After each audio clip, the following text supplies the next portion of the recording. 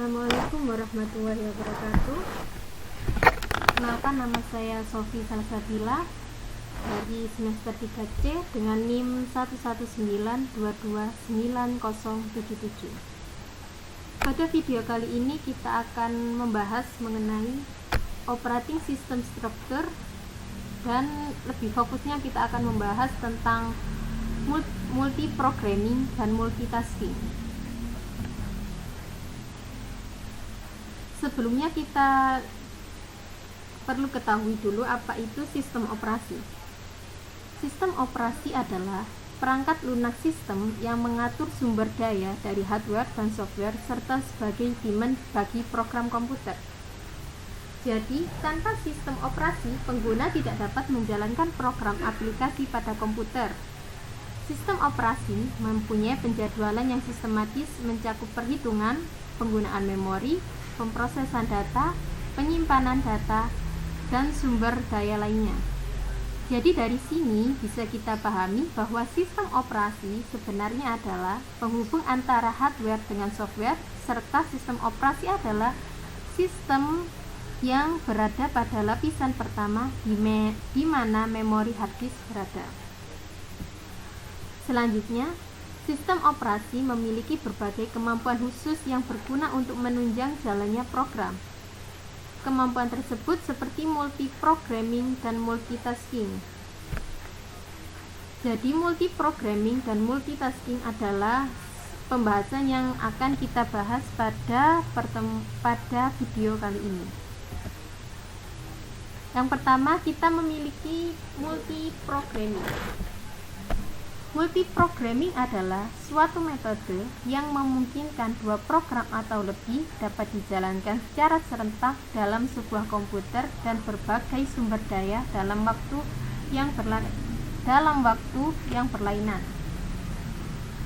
Jadi, multiprogram adalah salah satu teknik penjadwalan di mana tugas atau task yang sedang berjalan tetap berjalan sampai ia melakukan operasi yang membutuhkan waktu untuk menunggu respon dari luar atau sampai komputer memaksa untuk menukar tugas yang sedang berjalan dengan tugas yang lainnya. Sistem operasi yang menggunakan multiprogram sebagai schedulernya bertujuan untuk memaksimalkan penggunaan CPU. Dengan multiprogramming, beberapa tugas disimpan dalam memori dalam satu waktu. CPU digunakan secara bergantian sehingga menambah utilisasi CPU dan mengurangi total waktu yang dibutuhkan untuk menyelesaikan tugas-tugas tersebut. Yang kedua, tentang multiprogramming, yaitu sebuah single user secara umum tidak bisa membuat CPU atau perangkat I/O sibuk sepanjang waktu. Seperti dijelaskan di awal, bahwa multiprogram adalah kemampuan untuk menjalankan multiprogram atau berbagai program oleh CPU. Lalu apa yang akan terjadi jika kita tidak memiliki multiprogram? Single user akan selalu membuat CPU atau I/O device untuk sibuk setiap waktu. Ini dikarenakan ketika single user ingin mengeksekusi sebuah tugas tertentu, dia akan menggunakan CPU.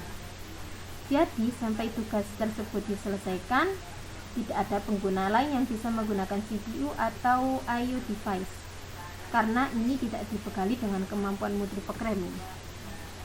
Selanjutnya, multiprogram meningkatkan utilisasi CPU dengan mengatur job berupa kode atau data, sehingga CPU selalu memiliki satu pekerjaan untuk dijalankan.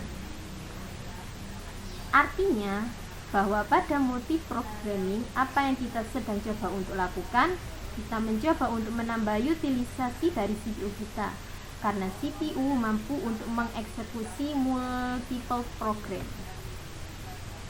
Selanjutnya adalah, ini merupakan gambaran tentang multiprogramming. Jadi pada gambar ini kita memiliki job pool dan memory layout for a multiprogramming system. Pertama, kita harus mengetahui dulu apa maksud dari job pool ini.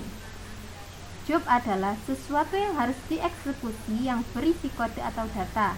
Jadi kita memiliki sebuah job pool di sini kita memiliki sebuah job pool yang dimasukkan ke dalam sistem. Jadi semua job harus dieksekusi, maka mereka harus berada di job pool.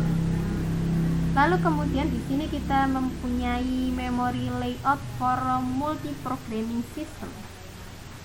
Pada bagian atas kita memiliki operating system, dan di sini adalah job-job yang dimuat dalam memori. Jadi kita tidak bisa memuat semua job yang ada di job pool ini ke dalam memori karena kapasitas memori kita adalah terbatas. Contohnya saja kita memiliki 512 MB dari penyimpanan RAM. Kita tidak dapat memuat semua job ini ke dalam memori. Jadi hanya beberapa job yang dimuat ke dalam memori. Contohnya di sini kita telah memuat beberapa job seperti job 1, job 2, job 3, dan job 4. Sekarang sistem operasi harus membantu mengeksekusi job dengan menentukan CPU untuk job-job tertentu ini. Jadi, jika kita tidak memiliki multi-programming, apa yang akan terjadi pada job 1? Katakanlah ini dimulai mengeksekusi dan ini menggunakan CPU. Sekarang sampai analisis job 1 selesai tereksekusi dengan komplit, job yang lain tidak bisa menggunakan CPU. Jadi katakanlah bahwa job 1 sedang menggunakan CPU, lalu ini harus menggunakan beberapa sumber daya lain seperti eksekusi. Ketika job 1 akan menggunakan IO device, CPU tidak digunakan dan CPU dalam keadaan menunggu tanpa digunakan oleh job yang lain. Sehingga ini adalah cara yang kurang efisien. Lalu bagaimana dengan multi program berjalan? Kita ambil contoh yang sama pada job 1. Ketika job 1 mulai dieksekusi dan menggunakan CPU, pada pengeksekusian ini, job 1 mencoba untuk menggunakan IO device. Ketika job 1 menggunakan IO device atau sumber daya yang lain, CPU membebaskan job 1. Lalu CPU berganti pada waktu tunggu dan CPU dapat digunakan oleh job yang lain. Katakanlah digunakan oleh job 2. Jadi, job 2 dapat menggunakan CPU sampai job 1 selesai. Lalu jika job 2 akan menggunakan sumber daya lain dan tidak memerlukan CPU pada waktu tertentu, CPU berganti pada mode waktu tunggu dan bisa digunakan oleh job 3. Jadi pada hal ini dapat dilihat kemampuan job tertentu tidak menginginkan untuk menggunakan CPU. CPU dapat digunakan oleh job yang lain. Ini adalah sistem yang sangat efisien atau sebuah cara yang efektif dalam pengeksekusian job. Ini adalah bagaimana multi program berjalan. Jadi dapat kita pahami, untuk efisiensi pada sistem operasi harus dilengkapi dengan multi programming.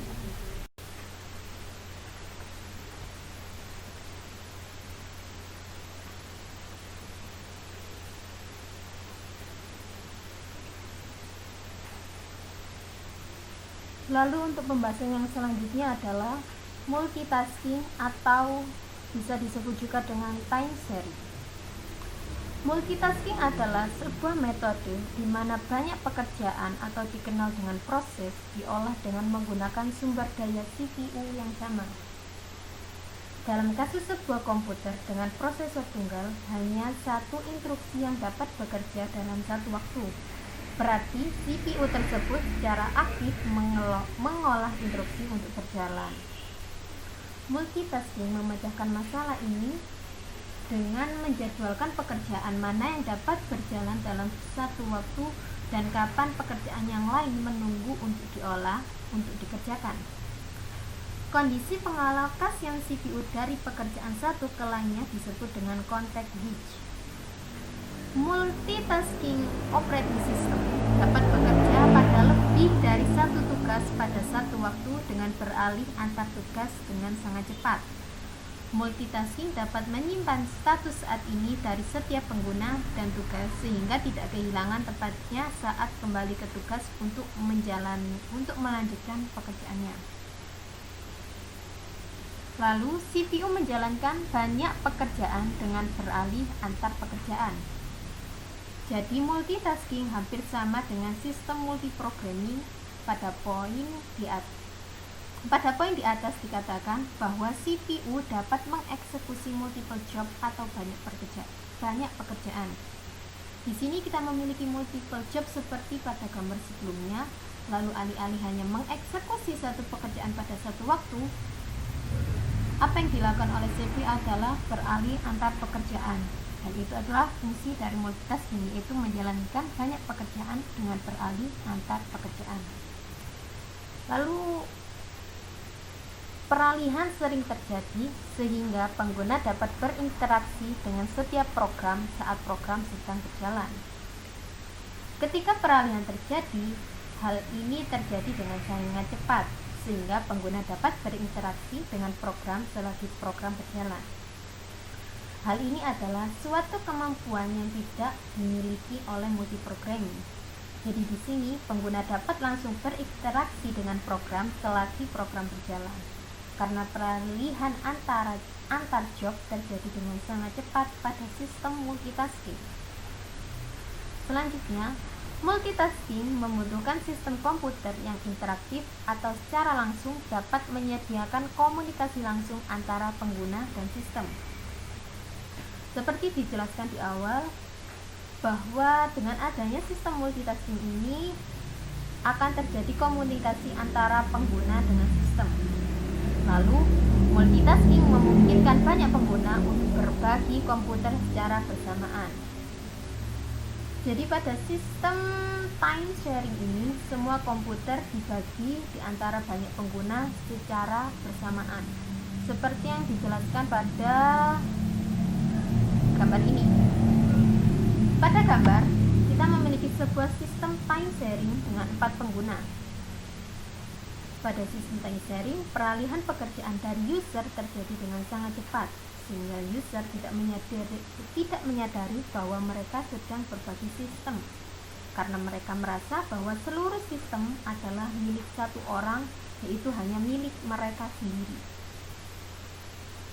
Jadi, pada gambar dapat dilihat bahwa user 1 beranggapan bahwa sistem ini hanya miliknya. Begitupun juga dengan user 2, user 3, dan user 4. Mereka beranggapan bahwa sistem yang sedang mereka kelola ini adalah miliknya sendiri.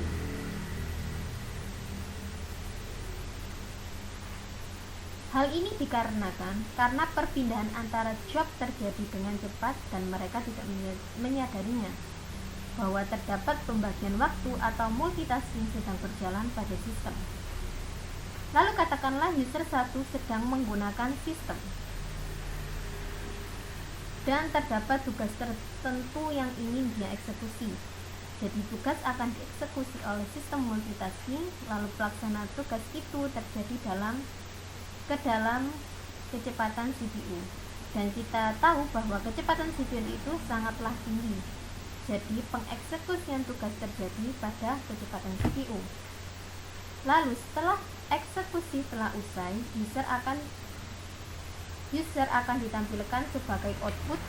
Kemudian beberapa user memberikan beberapa inputan lagi ke dalam sistem, sehingga setelah pengeksekusian tugas, output akan ditampilkan pada user 1. Lalu jika user 1 ingin memberikan beberapa output pada sistem, itu artinya dia sedang berinteraksi dengan sistem. Jadi sekarang interaksi antara user dengan sistem itu terletak pada kecepatan user. Kita tahu bahwa kecepatan CPU jauh lebih tinggi dibandingkan dengan kecepatan user. Jadi saat user memberikan sebuah input ke sistem, dia memberikan kecepatan normal user, sehingga jarak waktunya sendiri sangat besar bagi sistem yang kita miliki. Karena sistem sangatlah cepat, jadi selagi user 1 memberikan inputan pada sistem, pada jarak waktu itu CPU dapat digunakan oleh user 2 untuk mengeksekusi tugas dari user 2. Jadi di sini kita bisa mengetahui bahwa ada jarak waktu antara user dengan sistem. Karena biasanya user lebih lambat daripada sistem, pada jarak waktu ini peralihan dari tugas terjadi sangat cepat dan teratur sehingga user tidak menyadari bahwa mereka sedang menggunakan multitasking.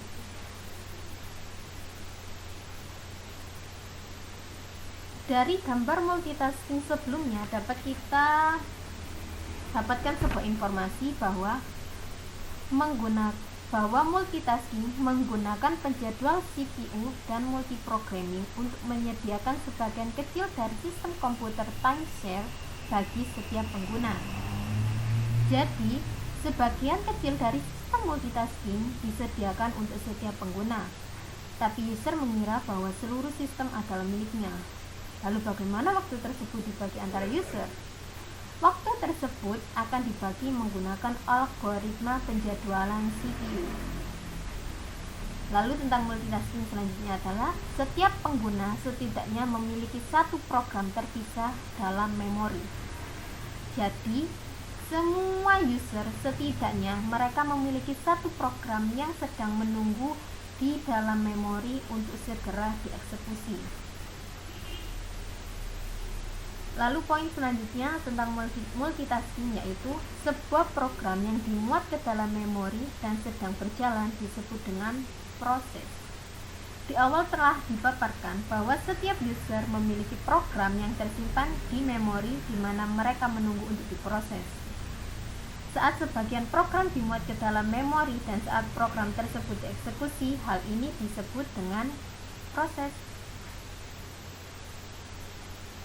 Nah, jadi itulah pemaparan tentang multiprogramming dan multitasking, dan itu adalah istilah atau proses yang sangat penting dalam sistem operasi yang harus kita ketahui.